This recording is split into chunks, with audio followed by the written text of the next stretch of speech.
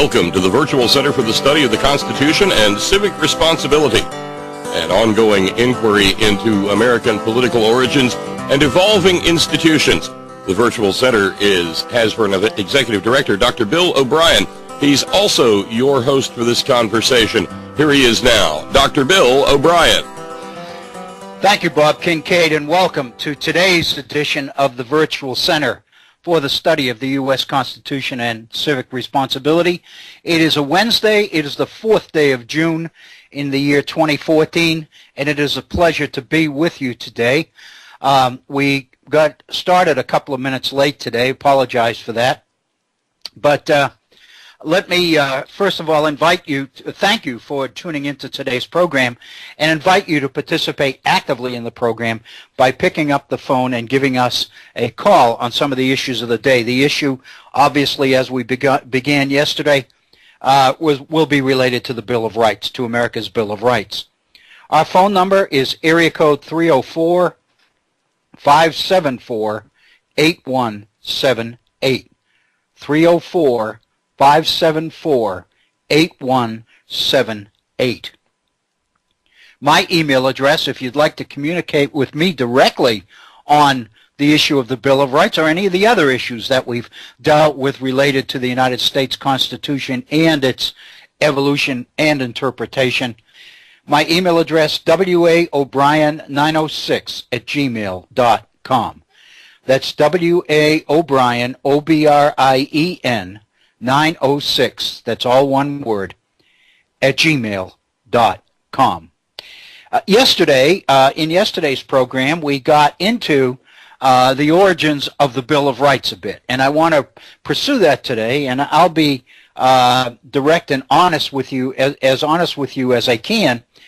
At the end of the program yesterday, I wasn't sure. I got a very nice, a very short email from one of our listeners, who basically said just two words, bullseye, and I interpreted that to mean that the issue was on, that the program was on target. It had hit an issue that was very significant. I do believe that it is a significant issue. At the end of the day, I'm just not sure how well I hit it. So anyway, I wanted to address it again. And as I mentioned yesterday, we haven't gone into any of the specific amendments that were under discussion. But I did want to go back and revisit a few of the issues and a few of the points that we raised yesterday. I'm not sure that I made myself as clear as I wanted to be on what I think some of these issues are. So if some of this happens to be a little bit of review from yesterday, I apologize. But at the same time, I want to open today's program by revisiting with you for a moment some of the more controversial comments on the Bill of Rights as they finally came out of the Joint Senate House of Representatives Committee in September of 1788 and were forwarded to the states. Specifically, and I think this makes perfect political sense, it stands to reason that those who would be most opposed to the changes made to the amendments during the process of reaching agreement on a common version of those amendments would be the anti-federalists in both the House and the Senate. Specifically, there were only two anti-federalists, avowed anti-federalists, in the first Senate of the United States, and they're both from Virginia. William Grayson was the first, and Richard Henry Lee was the second. And both of those gentlemen were adamant in the United States Senate in trying to get out of the Senate as much as they possibly could of the amendments that were sent to it by the House of Representatives. Amendments, as you well know, that James Madison had spent incredible amount of time and effort and energy in marshaling through the House, beginning in May 1789, when the first Congress opened, and extending all the way up until September when the final product was received back from the United States Senate. Again, I'm quoting from a letter on the 29th of September 1789 from Anti-Federalist Senator William Grayson to Patrick Henry in Virginia. And obviously he's very disappointed with what comes out of the United States Senate. And he says, with respect to amendments, matters have turned out exactly as I apprehended from the extraordinary doctrine of playing the after game. We focused a little bit on this yesterday. I want to re-emphasize it again. The after game that Grayson refers to is the idea of assuming that amendments will follow ratification of the Constitution. The alternative to the after game was the adoption of what, for lack of a better term, we might call amendments that were conditional to ratification. Amendments which a state would say, these amendments must be approved by the requisite two-thirds, well, in this case, three-quarters. These amendments must be approved before the ratification of our states becomes official. That's what North Carolina did. That's what New York threatened to do.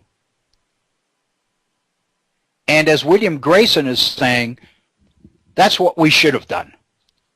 We should have insisted on amendments to the Constitution before we approved it.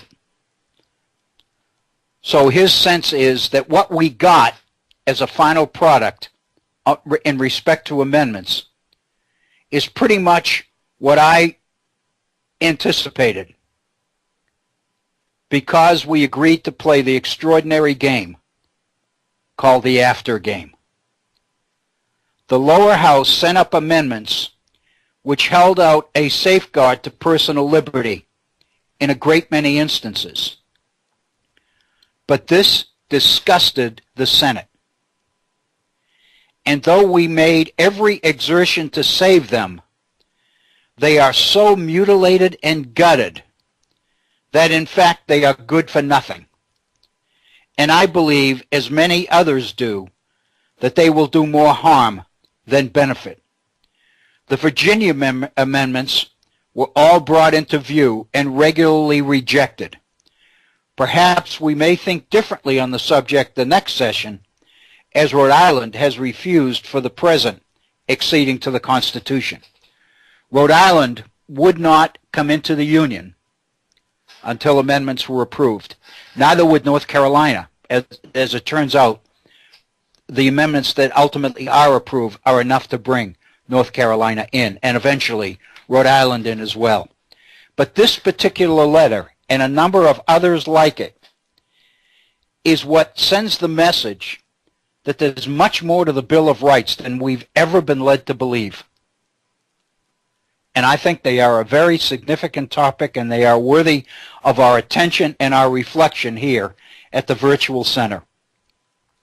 I want to share another letter that I mentioned yesterday, and this is a portion of a letter from the other Anti-Federalist Senator, Richard Henry Lee, to the Speaker of the House of Delegates. In fact, this is a joint letter. Both Richard Henry Lee and William Grayson signed this letter. This was a day before the letter that I just read. It was on the 28th of September. And he is reporting the results of amendments as they come out of the United States Senate back to the Speaker of the Virginia House of Delegates. And they say, we have now the honor of enclosing the propositions of amendments to the Constitution of the United States that has been finally agreed upon by Congress. We can assure you, sir, that nothing on our part has been omitted to procure the success of those radical amendments proposed by the convention and approved by the legislature of our country. In other words, as Virginians, Grayson and Richard Henry Lee are saying, we did everything we could to take the amendments approved in the Virginia ratifying convention and approved by our legislature. We brought them all up, but every one of them, one by one, died. The Journal of the Senate, herewith transmitted, will at once show how exact and how unfortunate we have been in this business. It is impossible for us not to see the necessary tendency to consolidate empire in the natural operation of the Constitution if not further amended than now proposed. And it is equally impossible for us not to be apprehensive for civil liberties when we know no instance in the records of history that show a people ruled in freedom when subject to an undivided government and inhabiting a territory so extensive as that of the United States, and when, as it seems to us, the nature of man and things join to prevent it. What they are suggesting to the Speaker of the House of Delegates in Virginia is that the amendments, as they have finally been approved by the Congress of the United States, pose a direct threat to civil liberties and a direct threat to the independence and sovereignty of the states. Because what they suggest is the potential for consolidating empire unless the Constitution we have is amended more than the amendments that we are submitting in this particular report. They go on to say the impracticability in such case of carrying representation sufficiently near to the people for procuring their confidence and consequent obedience compels a resort to fear resulting from great force and excessive power in government. In other words, these amendments are, as they say the next day in the letter to Patrick Henry, these are worse than if we had no amendments at all. Confederated republics, when the federal hand is not possessed of absorbing power, may permit the existence of freedom whilst it preserves union, strength, and safety. Such amendments, therefore, as may secure against the annihilation of the state government, we devoutly wish to see adopted. So if this doesn't reflect disappointment and concern on the part of these two delegates, I really wouldn't know how else to interpret it.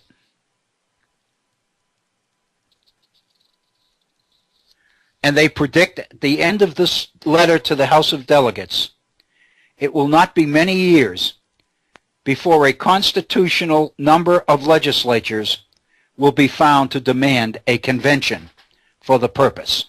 In other words, we anticipate now that there's no alternative left because of the failure of this amendment process, except at some point in the future, the calling of a second convention. And of course, what prompts this whole issue today is the fact that we are on the verge of exactly that call. Because as you know, in April, Michigan became the 34th state to request a constitutional convention to consider amendments. And while the issue on the table is a balanced budget amendment, we know, and we've read enough evidence in recent programs to suggest that the agenda of those who would change and emasculate the Constitution of the United States is much broader and much more serious than a balanced budget in and of itself. Yet another piece from a letter, Richard Henry Lee to Patrick Henry, that I would like to share with you is Richard Henry Lee's agreement with Patrick Henry that he is right. Your observation is perfectly just. That right without power to protect it is of little avail. And then he says, the English language has been carefully culled to find words feeble in their nature or doubtful in their meaning. What I want to suggest today, in today's program, is a suspicion that I have had for a long time about the wording, the structure, the text of the amendments, the first 10 amendments to the Constitution, which have become our Bill of Rights. It has been my sense for a long time, this is totally me talking here, before we get back into the substance. This is me offering an observation, which is something that I have felt for a long time. But I very honestly have not, at this point, been able to find successful evidence for this, and I think you'll understand why when I explain what it is. Most people who deal with the Bill of Rights naturally focus on the content of the specific amendments under consideration. Let me give you an example. I have in my hand a copy of our Bill of Rights as it exists in the Constitution of the United States. Let me give you an example of what I'm talking about. Article 1, the First Amendment. Congress shall make no law respecting an establishment of religion, or prohibiting the free exercise thereof, or abridging the freedom of speech, or of the press, or the right of the people peaceably to assemble, and to petition the government for a redress of grievances. That verbatim is Amendment number 1 to the Constitution of the United States. Article 2, which is the one that everybody discusses today, it seems, the right to bear arms. And here is the exact copy from the Constitution of what Article 2, the Second Amendment, says. A well-regulated militia, being necessary to the security of a free state, the right of the people to keep and bear arms shall not be infringed.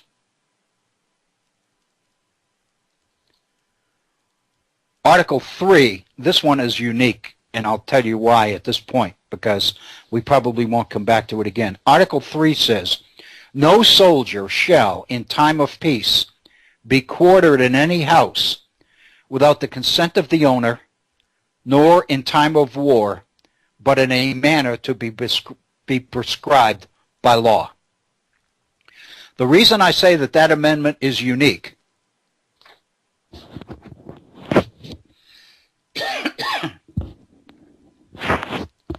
is because that amendment is exactly as it was submitted by the House of Representatives to the Senate of the United States.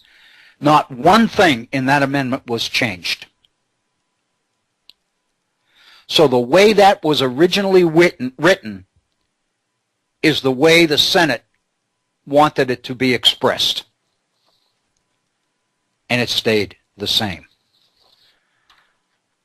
The Fourth Amendment, the right of the people to be secure in their persons, houses, papers, and effects against unreasonable searches and seizures shall not be violated, and no warrants shall issue but upon probable cause, supported by oath or affirmation, and particularly describing the place to be searched and the person or things to be seized.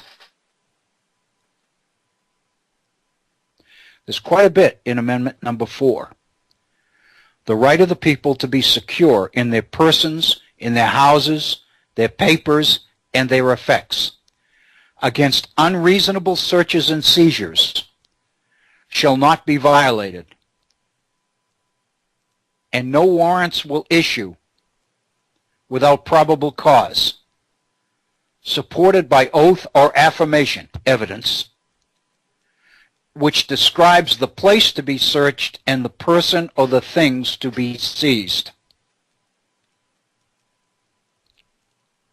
In other words, you've got to have a warrant, and in that warrant, you've got to provide evidence in order to get it, and you have to be very specific about what you're after in the search that you propose.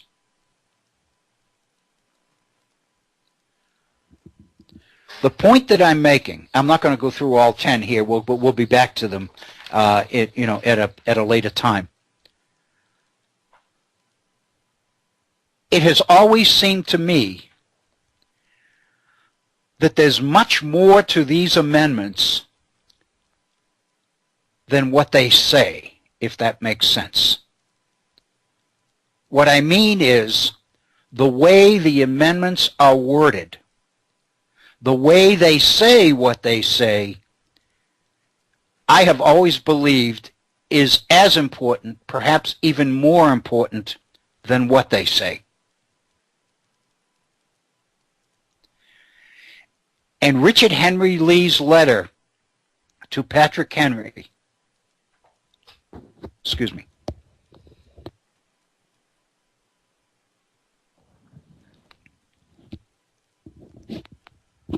had to have a cough break there. Have a new setup here, and it's taking a while to get used to it. Richard Henry Lee's letter to Patrick Henry, in which he talks about the fact that the English language was carefully culled, is the point that I'm focusing on here. I believe that while the vast majority of attention at the time they were approved in the 18th century was on their content, and I believe most of the scholarly attention to the amendments since then has been on their content, the fact of the matter is how that content is expressed, I have always believed is very significant, because it renders the amendments susceptible to interpretation.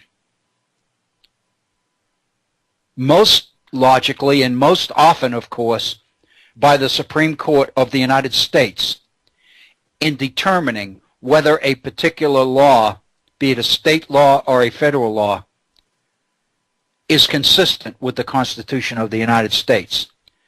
These are based on matters of interpretation. And matters of interpretation rely directly on syntax, on context, on where the commas are, on where the periods are.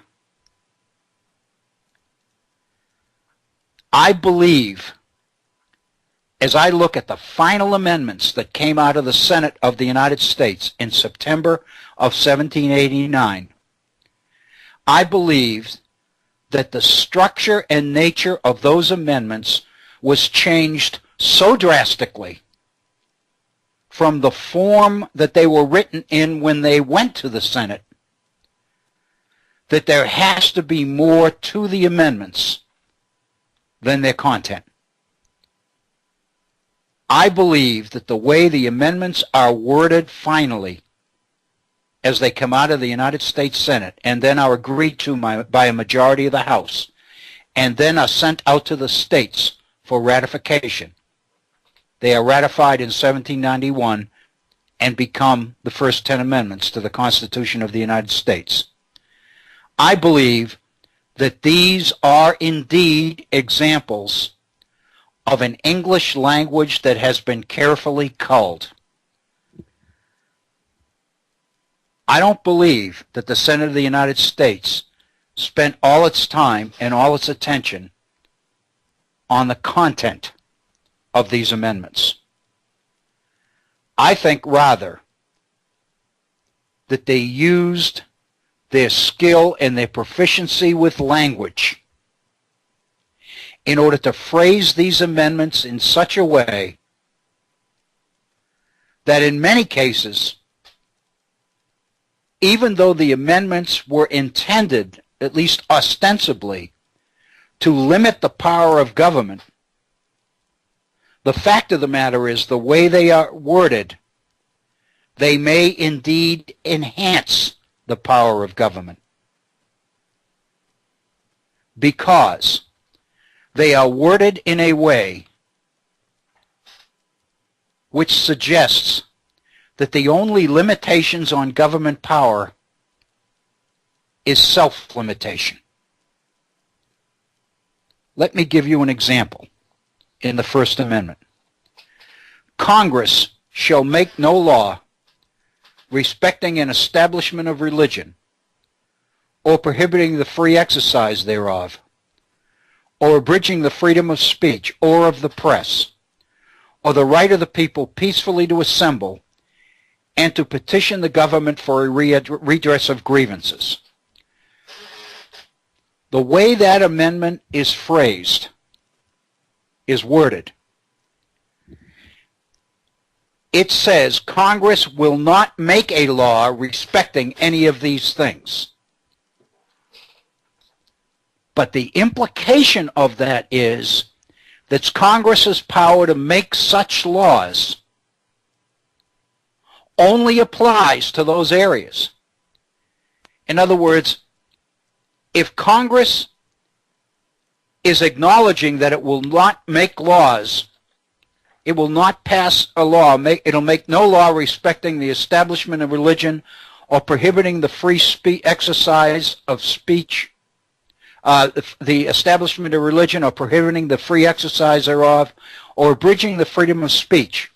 The mere fact that Congress is acknowledging that it will not do this implies that Congress had enough power to do it if it wanted to. And the interpretation of that, it seems to me, is such that the potential authority of government, because of that particular interpretation, is actually enhanced by the passage of these amendments. Madison is no slouch. Madison is absolutely brilliant, as many of you know. When Madison himself says that the amendments that came out of the Senate are worse than if we had no amendments at all,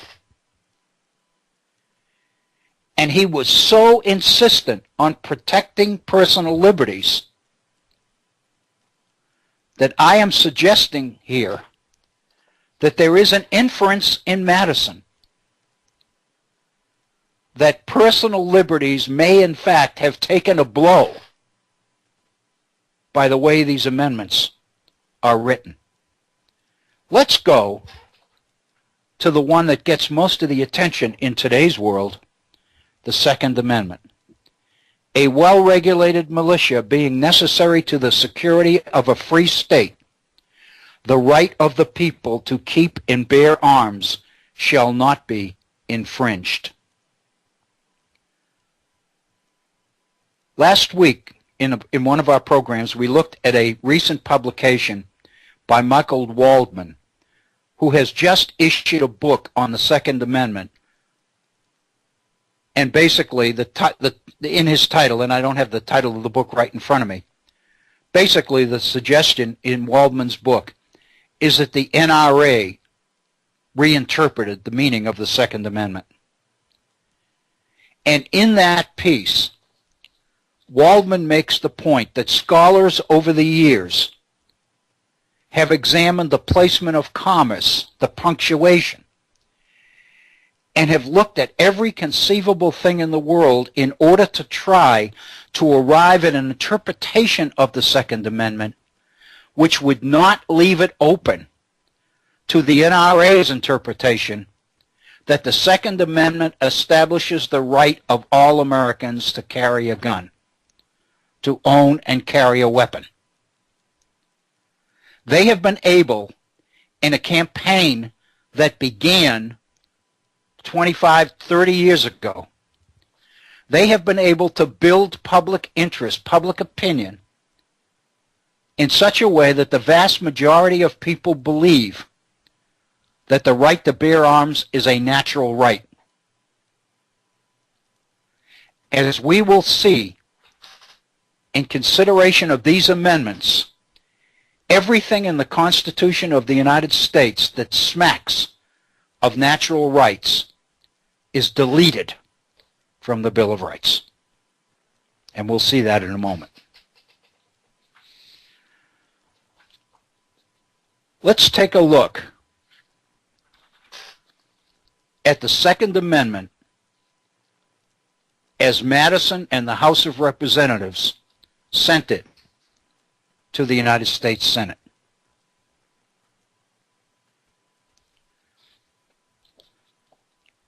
In the Fourth Amendment, of the eight amendments that Madison and the House of Representatives, these are Madison's first set of amendments introduced into the legislative journals, the House journals, on June 8th, 1788. This is exactly what it says in its original version. The right of the people to keep and bear arms shall not be infringed. A well-armed and well-regulated militia being the best security of a free country, but no person religiously scrupulous of bearing arms shall be compelled to render military service in person. It is a longer version of what we now have as the Second Amendment. But in the process of reducing the length of that amendment, the meaning of the amendment has become much less definitive, much more vague, much more open to interpretation.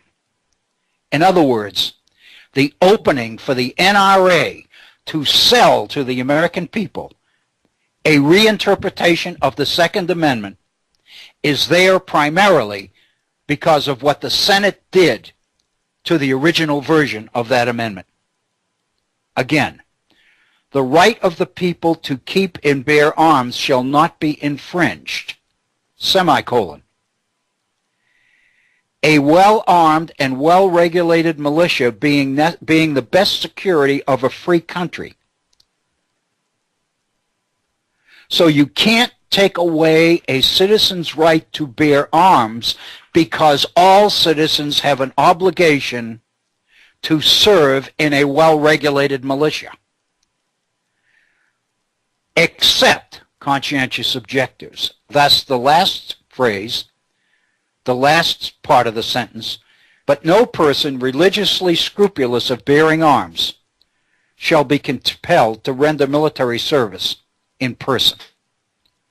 What the original version of the Second Amendment says, and I think it says rather clearly, is the reason people have to have the right to bear arms is because they have a responsibility as citizens to serve in a well-regulated militia. And the only people that can legitimately be excluded from this service are those who are unwilling to bear arms for religious reasons. If that was the Second Amendment, then the NRA, I would suggest to you, would be out of business, at least in terms of what it's doing today. But by reducing that, you leave it open to a massive, very expensive, and well-organized sales job on public opinion and on the American people. And I think the most unfortunate part of this whole thing is that the Supreme Court of the United States bought into this publicity, this marketing campaign on the Second Amendment. It was only that, a marketing campaign by the NRA, until the Supreme Court chose to give it credibility in the Heller decision in 2008.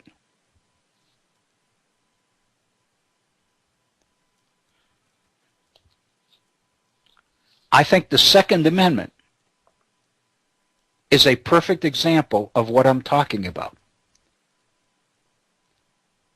That the content of an amendment is important, but the way that content is delivered is potentially more important.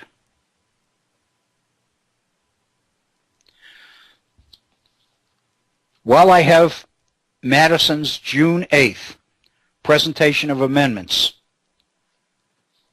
Madison asked for time on the 8th of June, 1789, in the House of Representatives. and he presents the following list of amendments. I'm not going to read them all because they are much more lengthy than our Bill of Rights. But I just want you to get a feel for what Madison is willing to add to the Constitution of the United States.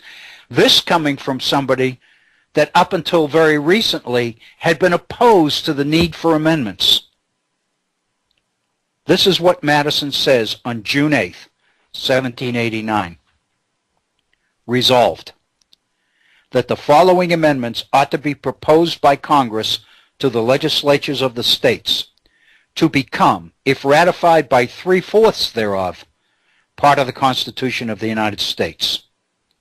First, this is the first amendment that Madison proposes, that there be prefixed to the Constitution a declaration that all power is originally vested in and consequently derived from the people, that government is instituted and ought to be exercised for the benefit of the people, which consists in the enjoyment of life and liberty with the right of acquiring and using property, and generally of pursuing and obtaining happiness and safety.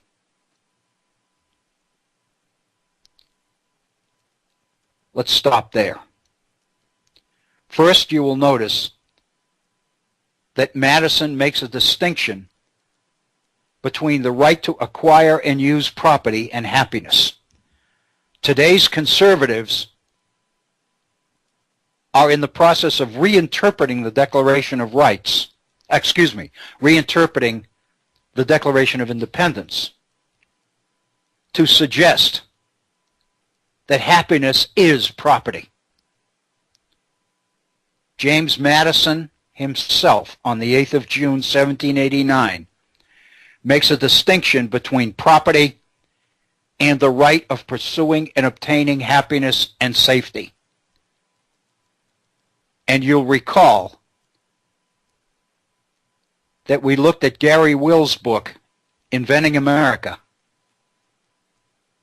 and we saw that in the Scottish Enlightenment, Scottish philosophers were inclined to see happiness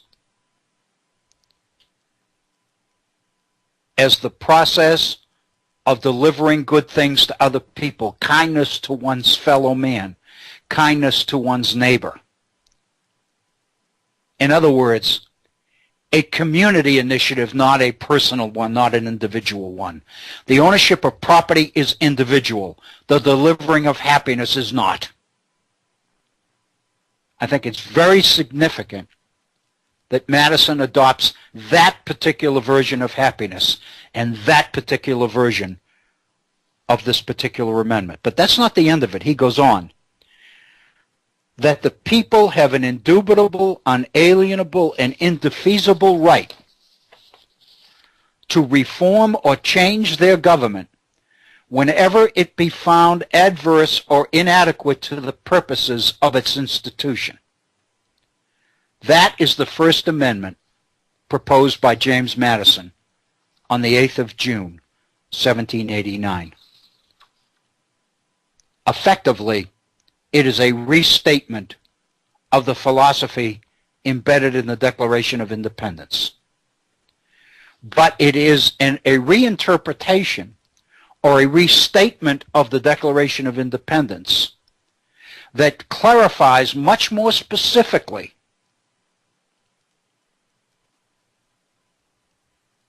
what Madison saw and what Madison believes other people at that time saw as the real meaning of that philosophy.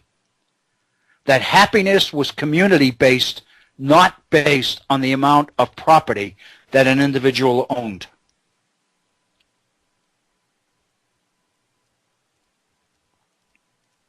And that government's power is derived from the people. In other words, the philosophy which drives Republican government. Second, and I think it's important to insert this at this point, Madison is assuming until the very end that the amendments he is proposing are not going to be added on to the Constitution as a separate Bill of Rights, an appendage, but that the amendments he's proposing are going to be integrated and inserted into the existing Constitution. So consequently, if you read his second proposal, he says in Article 1, Section 2, Clause 3, these words are to be struck out, to wit, the number of representatives shall not exceed one for every 30,000, but each state shall have at least one representative, and until such numeration shall be made. And in place of that, Madison wants this inserted. After the first actual enumeration, in other words, after the first census, there shall be one representative for every 30,000, until a number shall amount to, and then he leaves that blank. And he's saying we can decide this mutually as to what that number would be. Do we only want 100 congressmen? Do we want 150? Do we want 200? Do we want 500? In other words, how many do we want?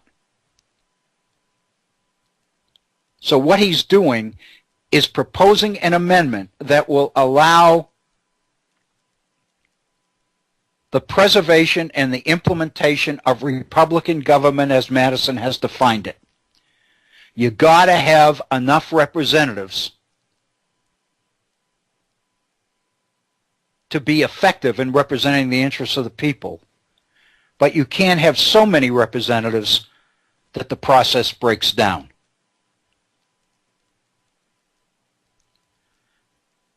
It's not until the Fourth Amendment that Madison proposes that we get into the First Amendment today. Let me read what Madison originally proposes that is in what we know now as the First Amendment: religious freedom, freedom of speech, freedom of press, freedom of assembly, and the right to petition the government for a redress of grievances. That's what's there now.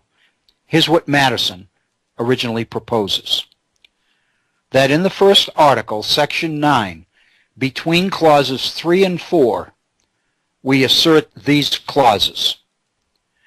The civil rights of not, oh, excuse me, that's the wrong one. Right, okay, here it is. The civil rights of none shall be abridged on account of religious belief or worship, nor shall any national religion be established, nor shall the full and equal rights of conscience be in any manner or on any pretext infringed. Let me repeat that. What our First Amendment says, as finally approved, Congress shall make no law respecting an establishment of religion, nor prohibiting the free exercise thereof. This is what the original version said. The civil rights of none shall be abridged on account of religious belief or worship, nor shall any national religion be established, nor shall the full and equal rights of conscience be in any manner or on any pretext infringed. The right of conscience. The right of conscience would be the right not only to practice religion, but the right not to.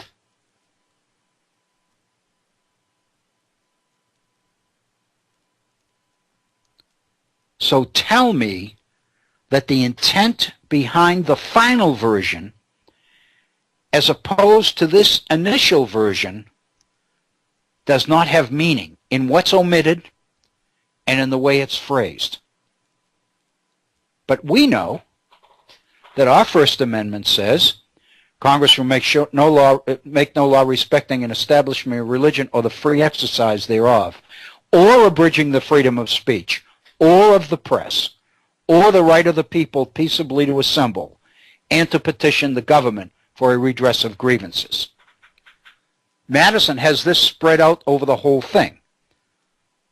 So let me go back and repeat this.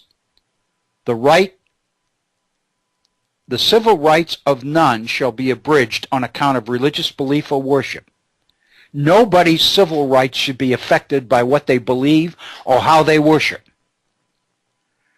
Nor will any national religion ever be created.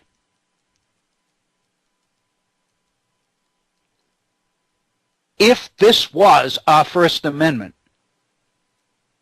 then we wouldn't have monuments to the Ten Commandments in state houses and on the lawns of municipal buildings around the country. Because clearly that would be the promotion of a national religion, which would be forbidden, but not the way the final version of the First Amendment is structured. And then, of course, the third part of this, nor shall the full and equal rights of conscience be in any manner or by any pretext infringed.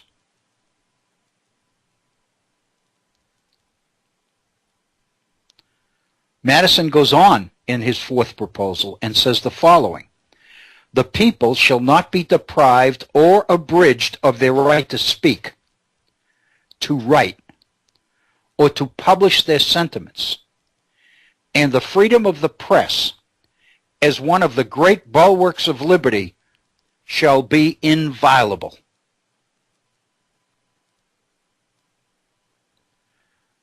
Notice what we've reduced that to in the final version, abridging the freedom of speech. The original version says, the people shall not be deprived or abridged of their right to speak, to write, or to publish their sentiments. What does that mean? It tells us that the purpose of free speech originally was to participate in this government as a citizen. Republican government cannot work unless people can speak and write and publish their sentiments. In other words, the first version of the right to free speech tells us not only that we're going to have it, but Madison tells us why we need it. The why we need it is eliminated from the final version by the United States Senate.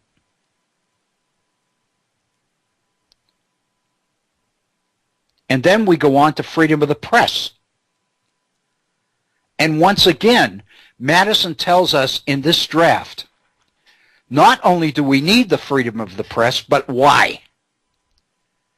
He says, and the freedom of the press, as one of the great bulwarks of liberty, shall be inviolable. In other words, freedom of the press will never, for any reason, be sacrificed or surrendered.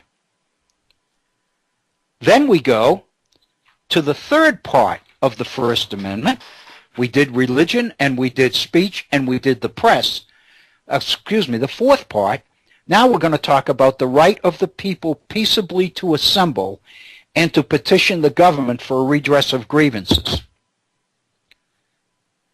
Madison says, the people shall not be restrained from peaceably assembling and consulting for their common good, nor from applying to the legislature by petitions or remonstrances for redress of their grievances.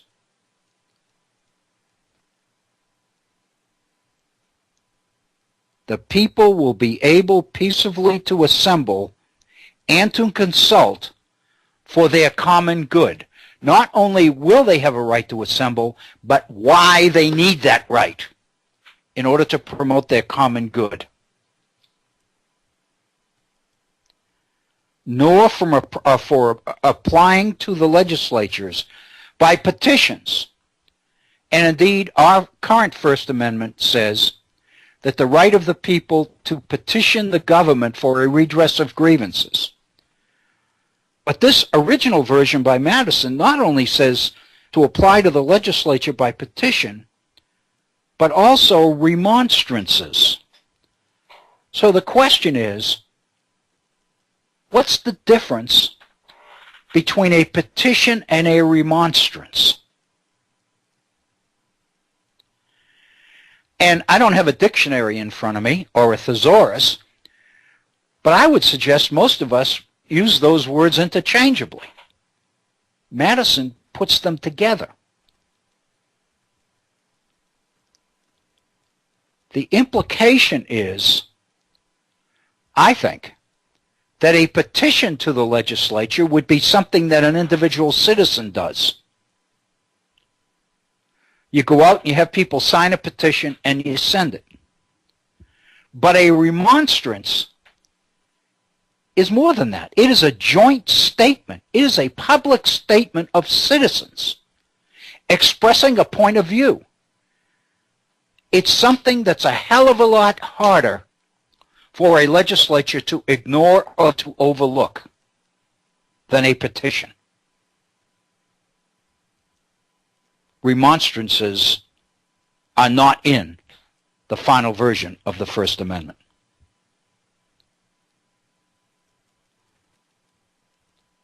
But Madison's not done.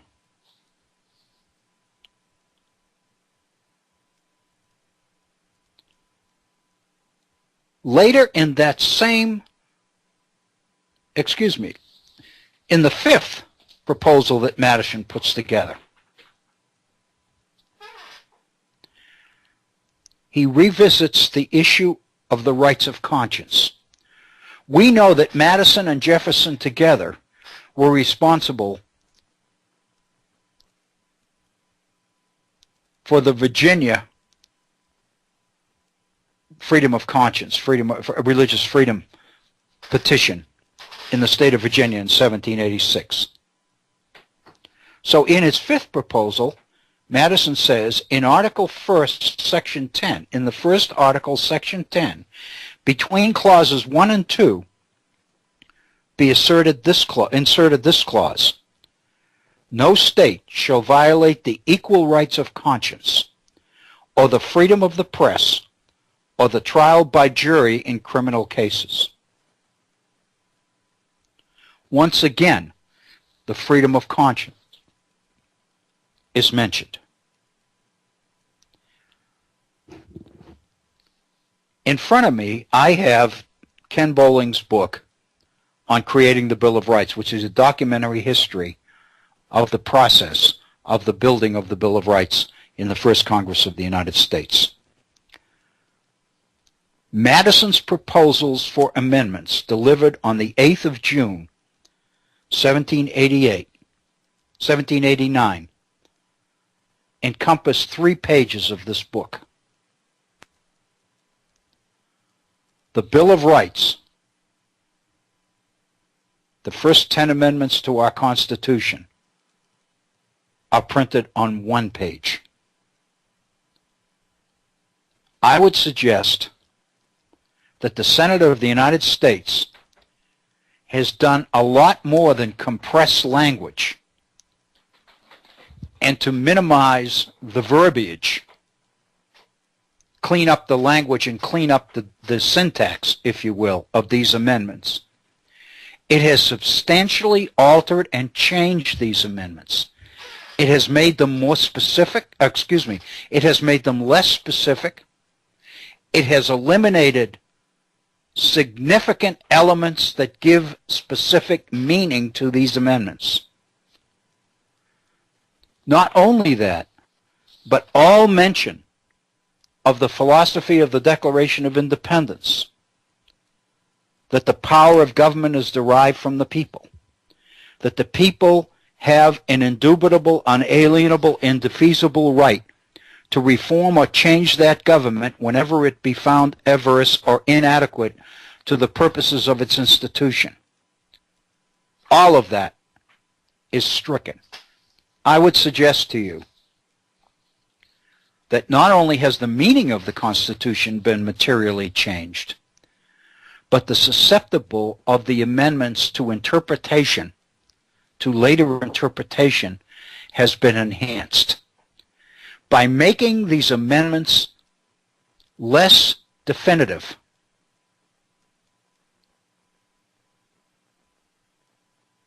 you open them to interpretation. Again, I would suggest the classic example that I think most of us can relate to is what the NRA has been able to do with the Second Amendment. The Second Amendment, as originally submitted to the House of Representatives by James Madison on the 8th of June, 1789, would not have been the basis for the kind of debate that we have today, nor the kind of an interpretation that a marketing campaign has made possible in this country. But the very minimal, vague lack of specification in the Second Amendment, as finally put into the Constitution, has left scholars playing around with the placement of commas and everything else in order to try to derive at a definitive sense of the meaning of these amendments. I would suggest to you that the political conversion of James Madison and the reasons for it are revealed in what happens to his amendments once they reach the Senate of the United States. I really believe that this is such an important part of what the Constitution is all about. In our second hour, it's 59 minutes after the hour right now. In our second hour, I want to go back again to James Madison. And I want to look at the political nuances of Madison's shift from opposition to amendments to support for amendments to outright disappointment and anger over what ultimately happens and what the significance of that transition is all about. I believe that what we will see is the Senate of the United States dismissed the significance of amendments to the point that not only do they feel they were unnecessary, but when it became clear that enough citizens expected some kind of amendments, the Senate basically took it under advisement and made sure that these amendments were going to be comfortable for the nature of the people that sat in the Senate of the United States. And when we come back in our second hour, I want to focus on one specific senator in particular, Robert Morris, senator from Pennsylvania. You are listening to the Virtual Center for the Study of the U.S. Constitution. We have reached the end of our first hour, and after a 5-minute break, we'll be back for our second hour. Please stay with us. We'll be right back. Thank you, Bob Kincaid, and welcome to our second hour here at the Virtual Center on this Wednesday, the 4th day of June, 2014. If you are just joining us, thank you for joining us. If you've been with us since the top of our first hour, we thank you so much for being with us. We are looking at the Bill of Rights, and we're going to continue to do that through the end of today's program. I trust, for those of you who've been with us through the first hour today, that the substance and the content of what we've done so far is, I think, meaningful. Let me again mention the phone number. It's new for us, and I want to make sure that people have the number because I really do solicit your input, your calls, your reaction. Basically, some of the things that I said in that first hour, I would suggest to you are pretty controversial. They're pretty,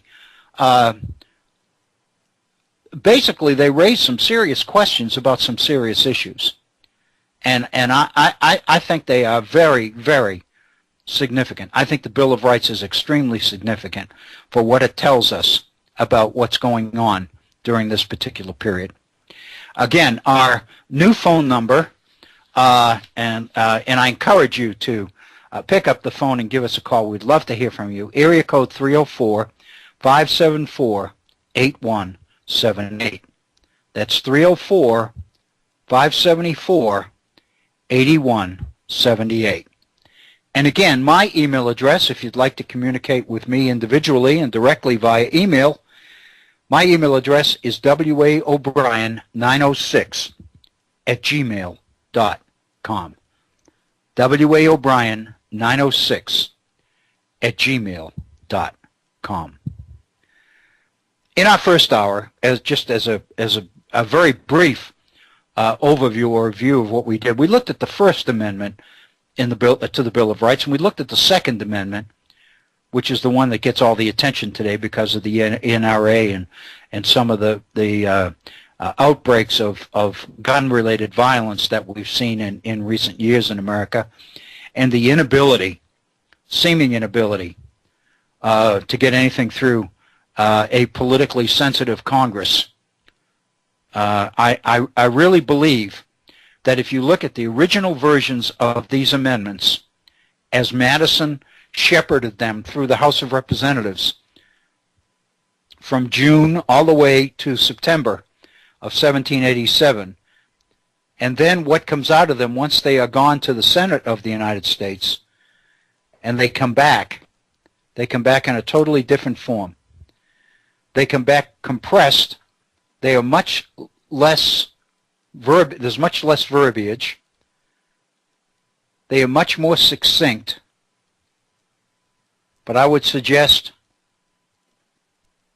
they are much more susceptible to interpretation and a rather vague idea of what the meanings of these amendments are.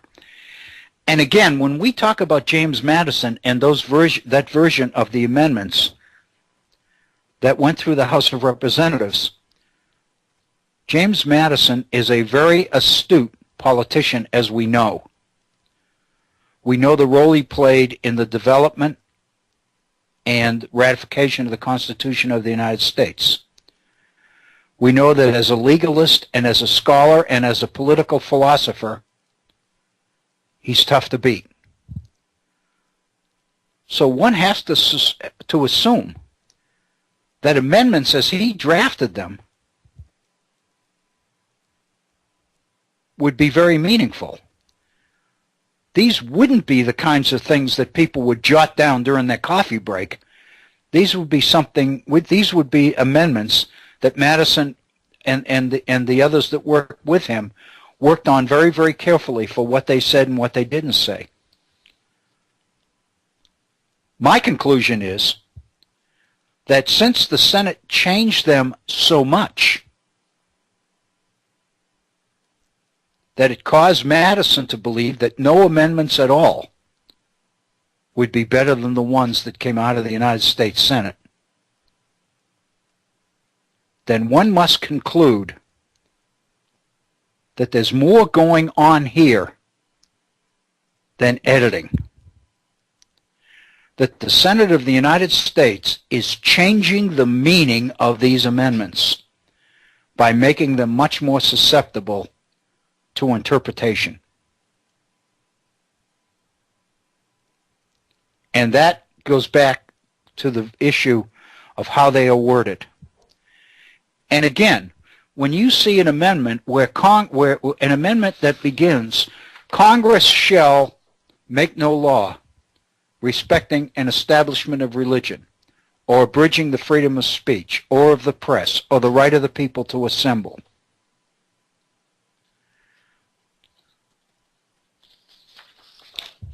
When the rights of citizens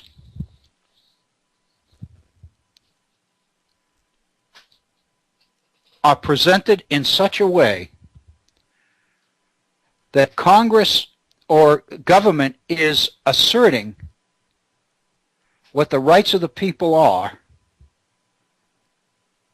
then it's very obvious that we're not talking here about natural rights. All mention of natural rights that Madison had in the original version are gone. His effort to restate the philosophy of the Declaration of Independence is gone. So consequently, what we are left with in our Bill of Rights are not unalienable natural rights, not anything we're resembling an absolute, indubitable right, or anything that's inviolable, as Madison says. What we're dealing with here are civil rights. Rights that government believes will benefit the operation of our system itself. They are not absolute, they are civil. They are not natural, they are not unalienable, they do not come from the Creator. They come from government itself. And I think it's very, very important that we keep that in mind.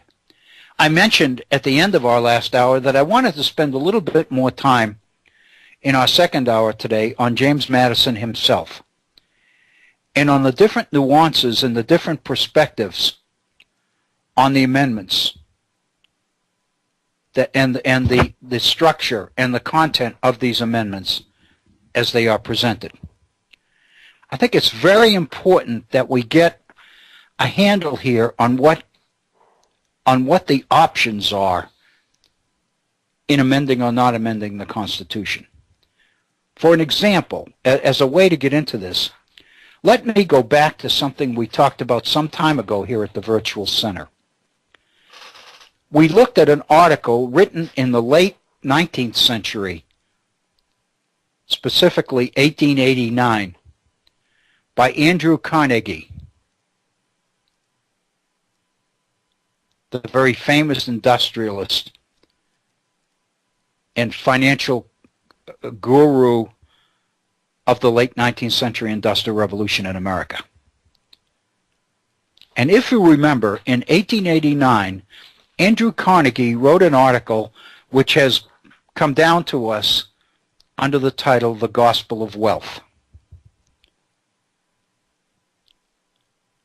And in that article, Carnegie was dealing with the realities of a free society. He was defending it. But what he was also doing was suggesting that those people who are deriving the greatest benefit from the freedoms of this society, the wealthy, have a responsibility to give back to the community at large in order to preserve the system that has permitted them to be so successful. If you remember, Andrew Carnegie was focusing on what he believed were three options that the wealthy had in terms of what they could do with their wealth. What they could do is they could leave it to their heirs, to their eldest son or to their children or whatever. Carnegie believed that that was the worst choice of all, because what you were doing was allow wealth that had been accumulated by a person with incredible skill and incredible ability. You're allowing that wealth to pass on to people who have not demonstrated any of those skills, any of those qualities. And he points out that throughout history, the result of this idea of leaving your wealth to the next generation, to your heirs, has usually resulted in the dissipation of that wealth to the benefit of nobody. The second option that Carnegie lays out for the wealthy is the idea of letting government, letting the state, through inheritance taxes and other things, take the bulk of this wealth and distribute it for the common good. Carnegie's position is that government's principal responsibility is to promote the community, promote the general welfare. Consequently, government knows a hell of a lot more about what your money can do and where it's needed than do your children.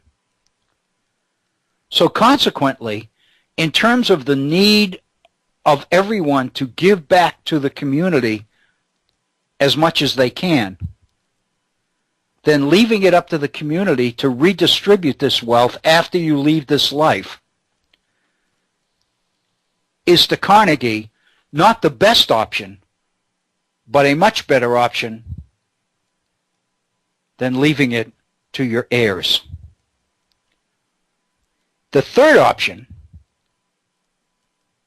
the one that Carnegie clearly advocates as the best option of all, is that the wealthy have a responsibility to use their wealth while they are still here for the public interest. Carnegie believes that all of us, but especially the wealthy, have an obligation to give back to the community.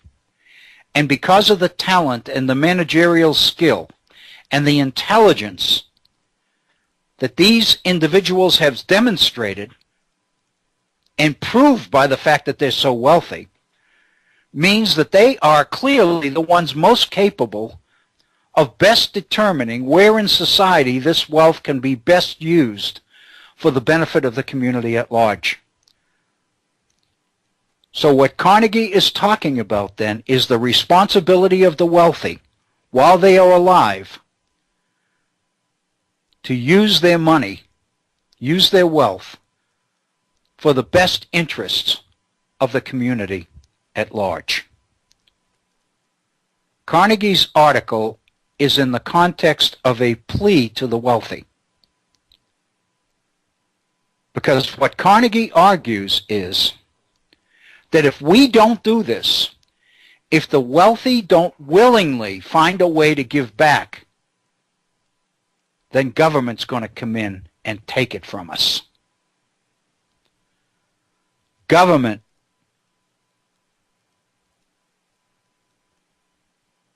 will begin to infringe on the very freedom that makes such incredible success possible in this society.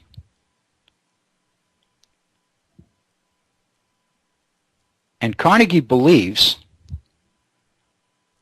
that if government doesn't do it, then the people themselves will do it in the form of revolution. In other words, the very preservation of the society, of the community itself, is contingent on the redistribution of wealth back into the community for the benefit of the most people possible.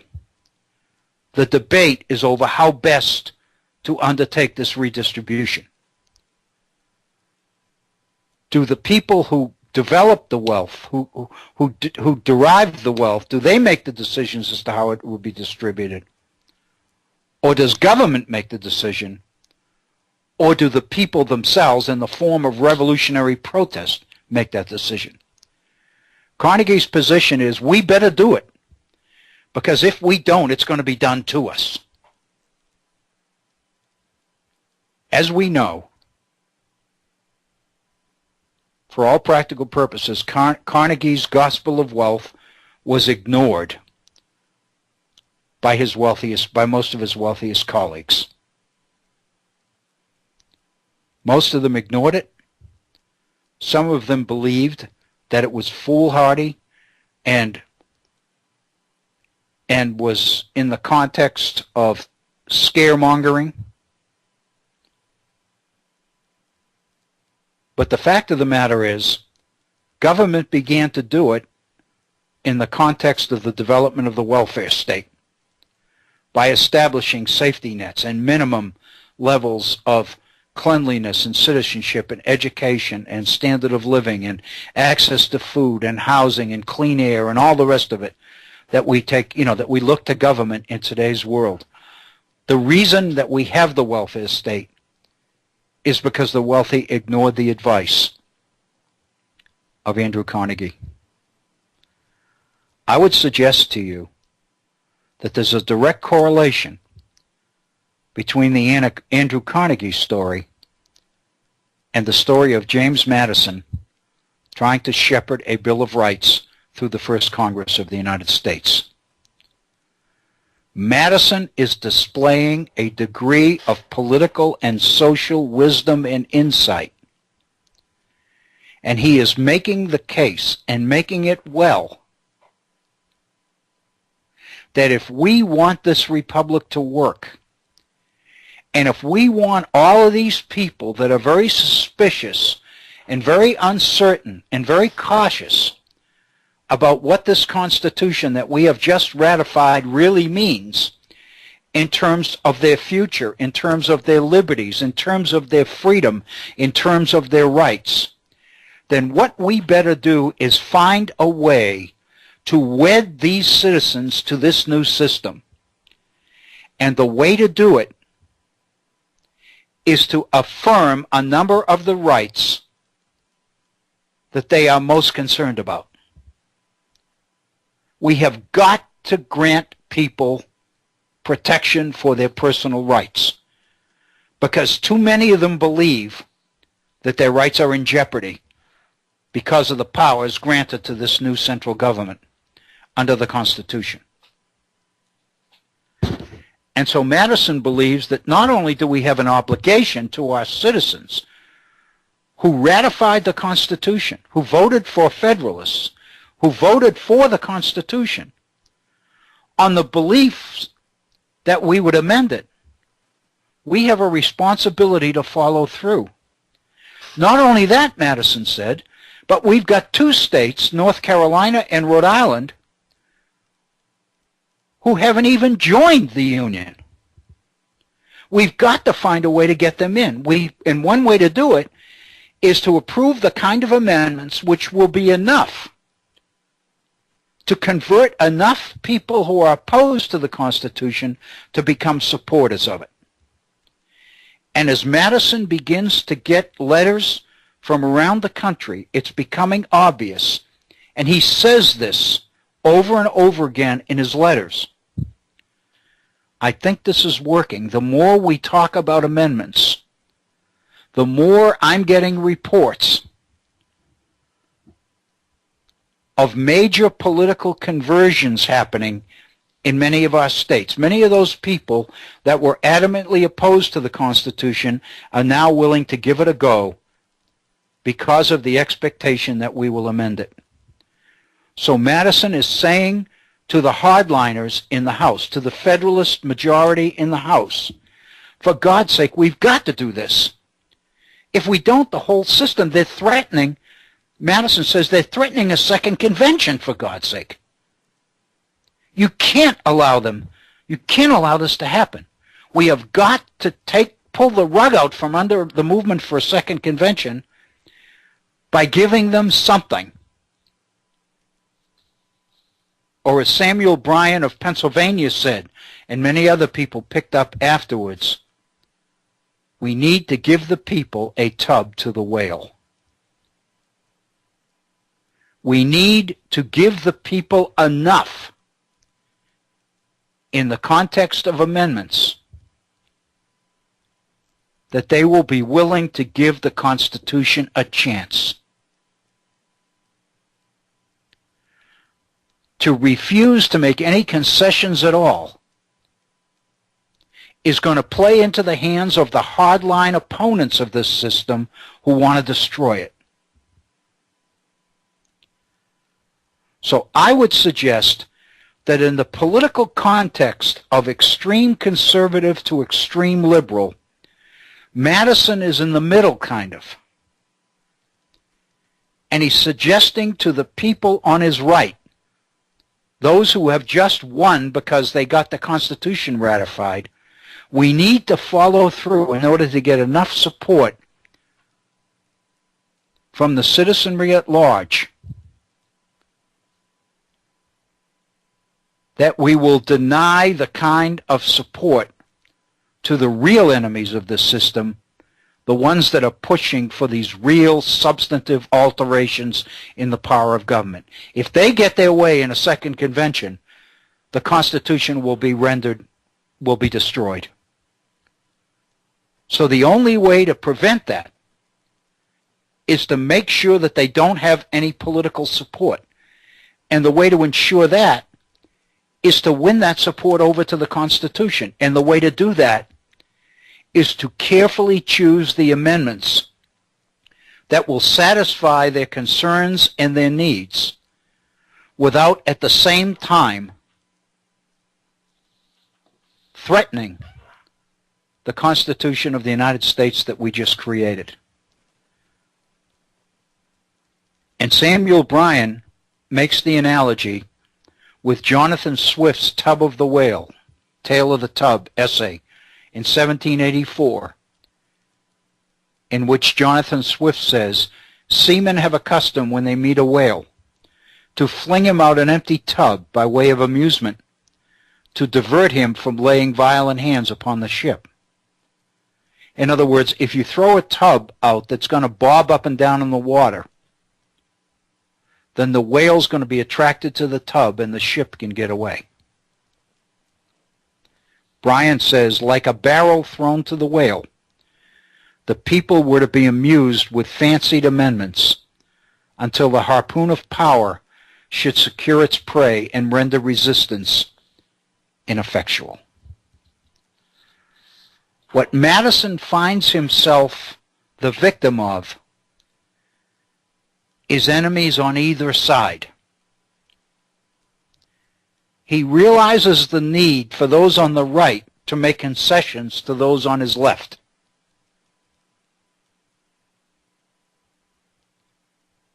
But when he gets into the House and begins to shepherd amendments through the House of Representatives, he meets the resistance of hardline Federalists who believe that now that the Constitution has been ratified, there's no need to make any concessions at all. There's no need to give more.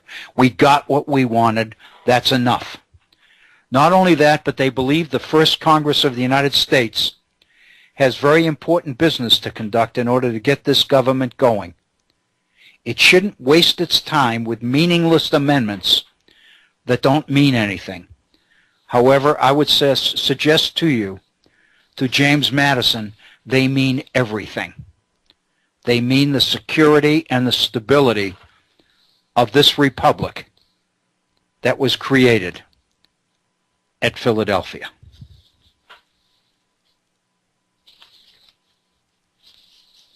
Bryan, Samuel Bryan of Pennsylvania, devout anti-federalist, opponent of the Constitution, advocate of meaningful substantive amendments,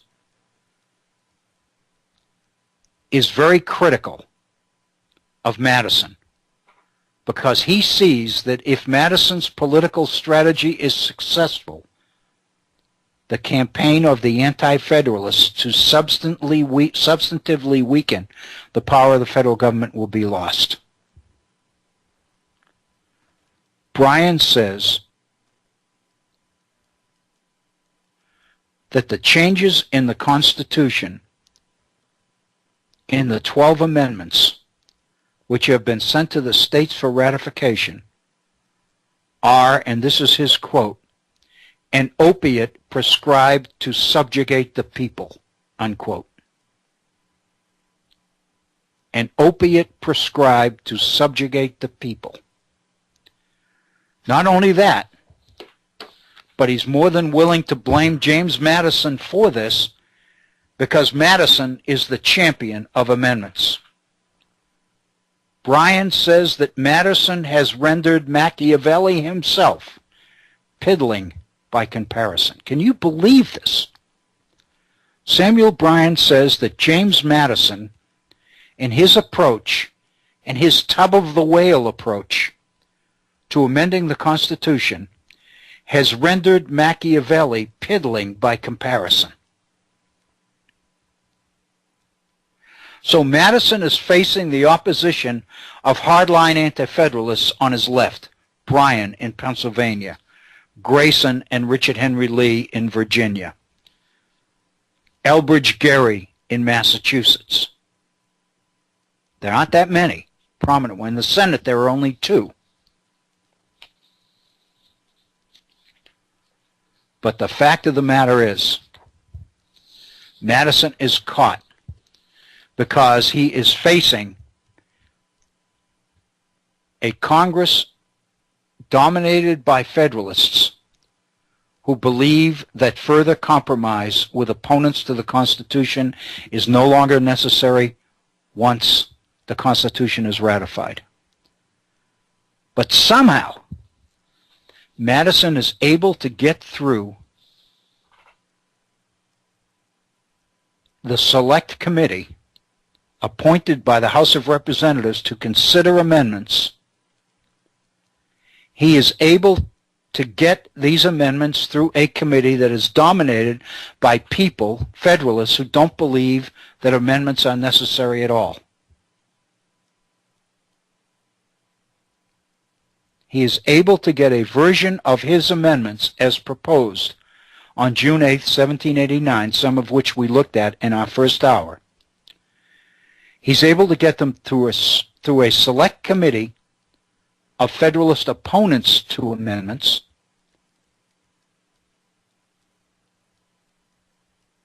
and then he sends them to the House, to the Senate. And when they come back, Madison is the first to say that it would be better if we had no amendments at all.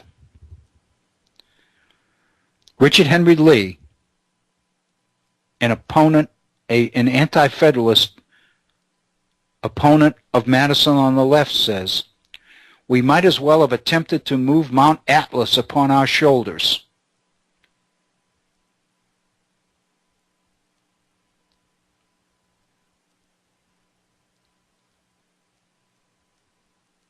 As to move this House into anything substantive. Richard Henry Lee said the lower house sent up amendments to the Senate, which held out a safeguard to personal liberty, and in great many instances, these disgusted the Senate. And he said to Henry, the amendments are so mutilated and so gutted that in fact they are good for nothing, and I believe, as many others do, that they'll do more harm than benefit. Madison himself said that the Senate's changes in the amendments sent to it struck at his most salutary proposals. Madison was convinced that he had offered a set of amendments that could have worked.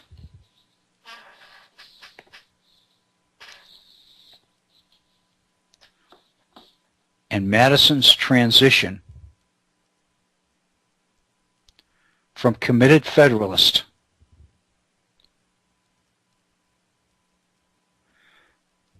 to what becomes a Republican, a Jeffersonian Republican, has begun. Madison begins to hear from constituents in Virginia who were after amendments, and they are beginning to credit Madison for what amendments they got. In other words, Madison is becoming the hero of the vast majority of good citizens in America who believe that some sort of amendments need to be adopted.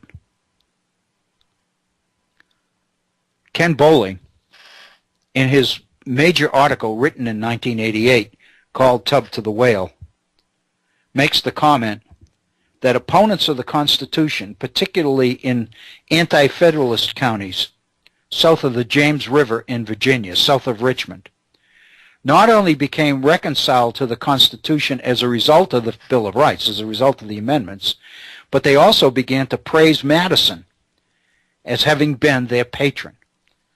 They are willing to give Madison the credit for these amendments. And they, too, are upset because of what the Senate does to the real amendments that Madison has marshaled through the House of Representatives. Patrick Henry is unwilling to concede anything to Madison. But George Mason, who's probably the most famous advocate of rights amendments, is George Mason, who saw his own Virginia Declaration of Rights all over Madison's amendments, becomes a supporter and becomes an advocate of Madison.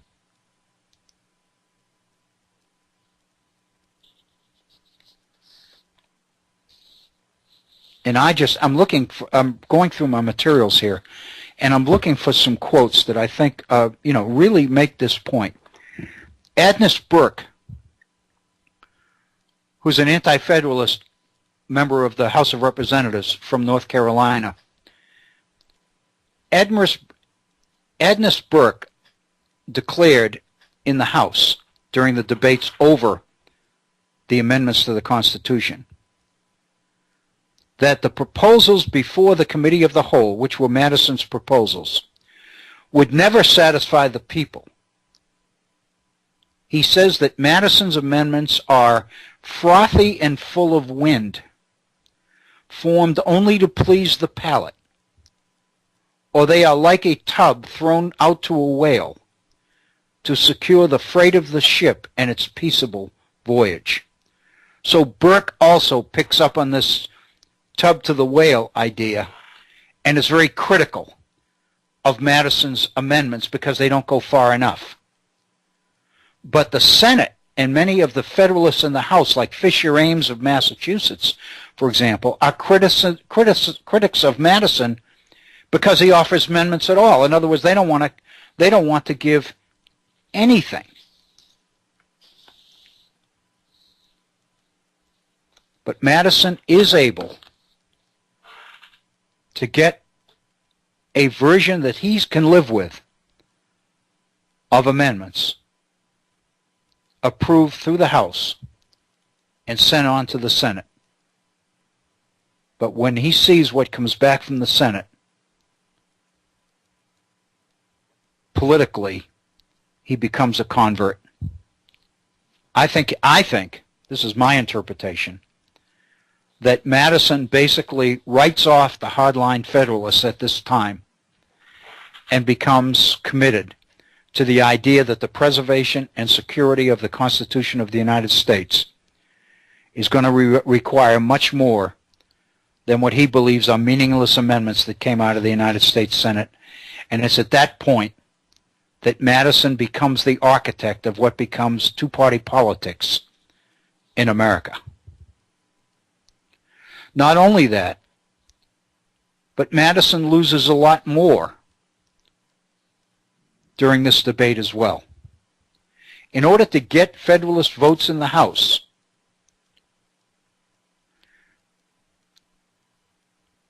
Madison lost all reference to the philosophy of the Declaration of Independence.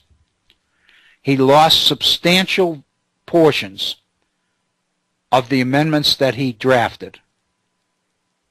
Not only that, but he was even forced to accept Roger Sherman's position that whatever amendments are finally passed be added onto the Constitution at the end and not be integrated into the Constitution itself. Madison is paying a price, a political price, throughout these debates.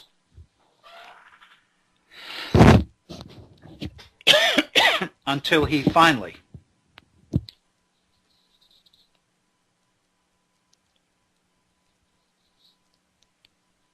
I'm looking here at a quote. This is from Ken Bowling about Madison and how upset Madison is. Ken Bowling says, very irritated, Madison noted privately at the end of the day that the Anti-Federalists were trying to defeat by delaying a plan short of their wishes but likely to satisfy a great part of their companions in opposition. And then he goes on to say, the last 8 days have been extremely difficult and fatiguing to me, and exceedingly wearisome. By August 22nd, the amendments refined by Federalists in the House are sent on to the Senate, and that's when the real problems for James Madison begin. But let me suggest, we're at 42 minutes after the hour. We've got about 15 or 16 minutes left in our program today. I'm almost reluctant to introduce another issue, but I almost have to. I spent a good part of last evening and today reading what I think is a very powerful biography of Robert Morris of Pennsylvania. Robert Morris was financier of the American Revolution. Robert Morris was a very successful and prominent merchant, and he had unbelievable commercial ties to outlets throughout Europe, including Great Britain. And my advisor in graduate school, Merrill Jensen, used to say that most historians classify Robert Morris as the financier of the Revolution. Merrill Jensen said that once you really look at the behavior of Robert Morris, it's becoming very clear that the American Revolution financed Robert Morris. And in reading this biography by Charles Rappleye, it's a relatively recent biography. I've had it for a while, but let me check it out here and see. The publication date is 2010, so it's only 3 or 4 years old. Robert Morris becomes one of Pennsylvania's 2 senators elected in the first Congress. And Robert Morris becomes one of the hardline opponents in the Senate to Madison amendments. Robert Morris resents the time that Madison spends in the House of Representatives on amendments. He believes they are unnecessary. He believes they're a waste of time. He believes they're going to jeopardize the future success of the country. He believes they're unnecessary. And Robert Morris believes that the business of the First Congress of the United States has so many items on its agenda that it can't afford the waste of time that he believes Madison is spending at the House, in the House, on amendments. His biographer, Charles Rappleye, makes the statement that while clearly Madison assumes almost the role of prime minister in the first Congress, Madison is the most visible congressman in the first Congress of the United States. He's the one that's shepherding legislation. He's the one that's designing and putting together political groups and cliques and all of this to get legislation passed. He's clearly the most visible and the most important member of Congress in the first Congress of the United States. Rappleye says that Robert Morris plays that same role in the Senate of the United States. That what James Madison is to the House, Robert Morris is to the Senate. The reason I'm spending time on Robert Morris is because there's no question that Robert Morris was the most influential senator in the first Senate of the United States. As such, and because of his opposition to amendments and his opposition to Madison's effort to get amendments through the first Congress, Robert Morris is probably more responsible than anybody else for the Bill of Rights that come out of the United States Senate. In fact, Ken Bowling makes the point that there were three senators, Robert Morris of Pennsylvania, Ralph Izard of South Carolina, and John Langdon of New Hampshire, who were contemptuous over the issue of amendments, who were contemptuous of the amendments when they came from the House of Representatives, to the point that they wanted the whole issue of a Bill of Rights, of amendments, postponed until the second Congress, until the next session of Congress. So contemptuous of individual rights were these senators that Richard Henry Lee of Virginia reported from the Senate that there was even debate in the Senate of the United States that freedom of speech and freedom of the press should be struck from the amendments on the grounds that they only tended to encourage licentiousness in America. The reason I mention this is because it gives us some idea as to how opposed to amendments these guys were. You could say, for lack of a better term, how conservative they were, how unwilling to compromise, how contemptuous they were of the efforts and the need to try to protect the individual rights of citizens. To the point that Richard Henry Lee reports that they were even willing to surrender the rights of free speech and freedom of the press because they would encourage licentiousness in America. Not only that, but Richard Henry Lee reported from the Senate as well that the majority of senators opposed the right of the militia to bear arms at all.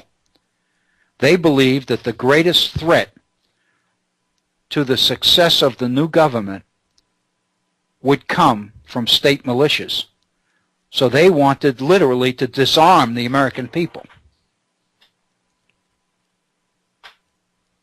This, I think, gives us some idea of the opposition that James Madison faced. Robert Morris says, when recommended that the Senate adopt all of the amendments that came from the House by lump, in other words, in toto, without any further comment, Robert Morris disagrees.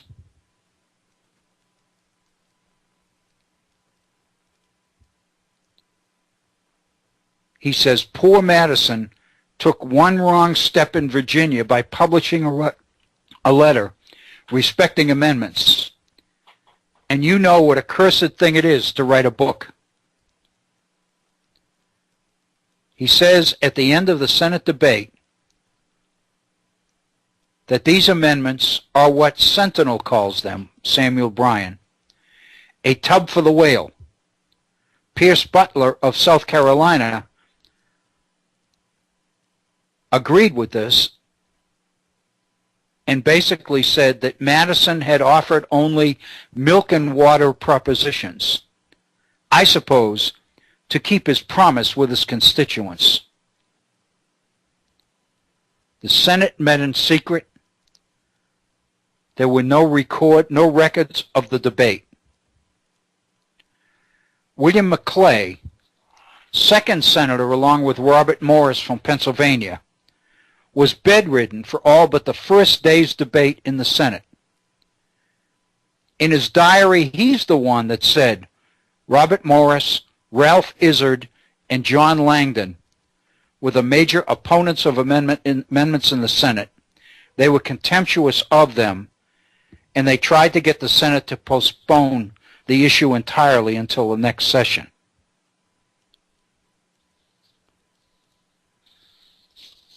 In a sense, I think the story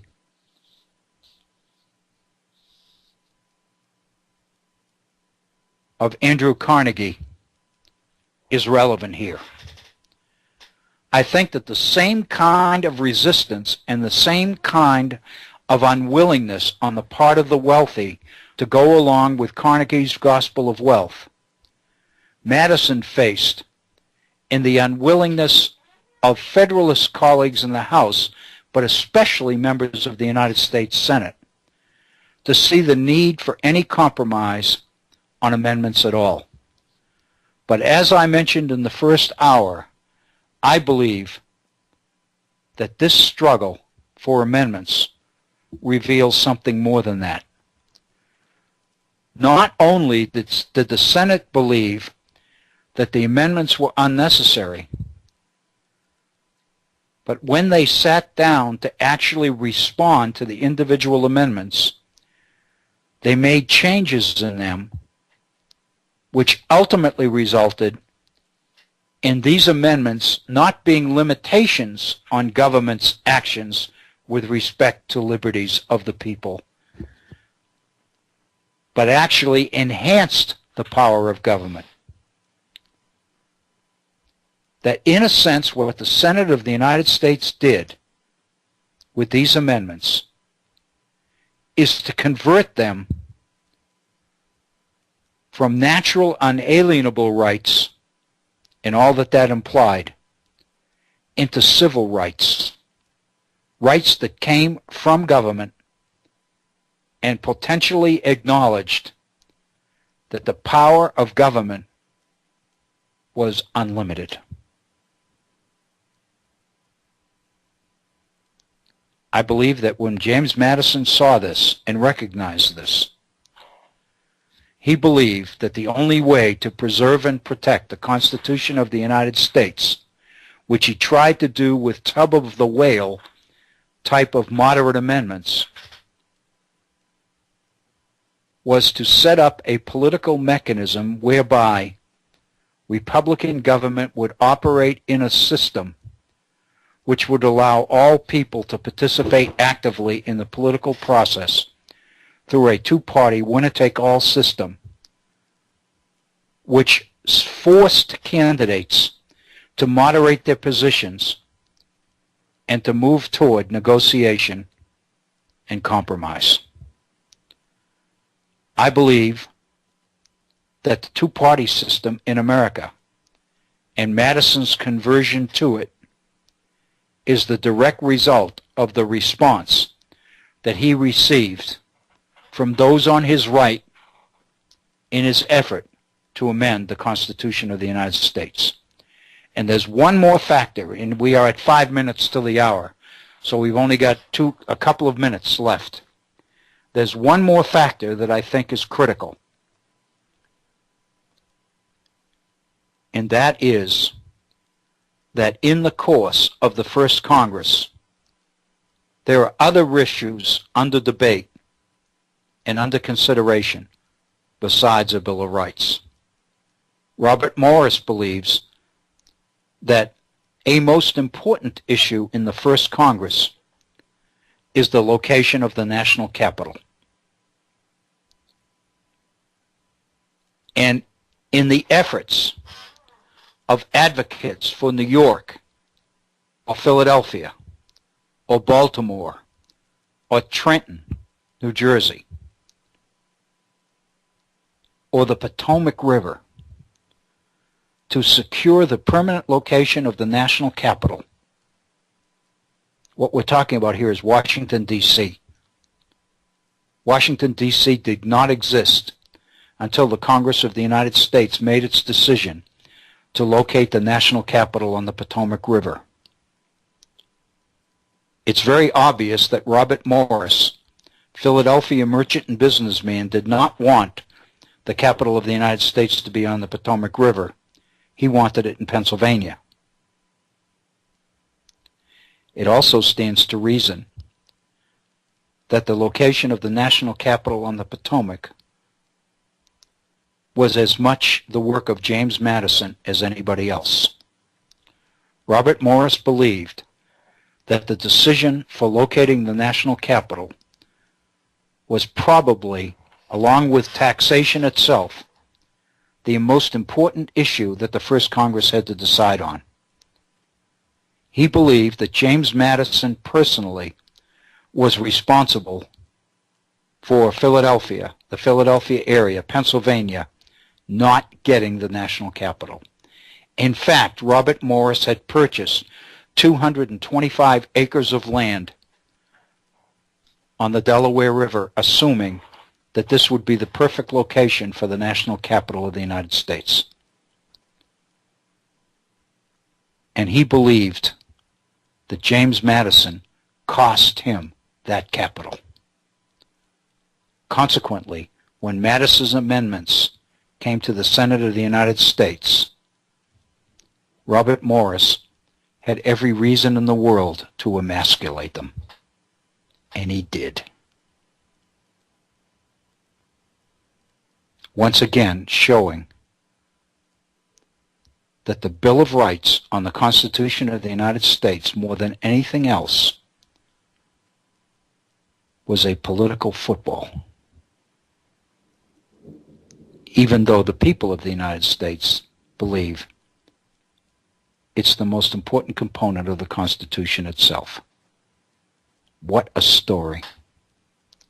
It's 58 minutes after the hour. We're going to get out of the way and let Bob Kincaid take over here on the Head On Radio Network here at 6 p.m.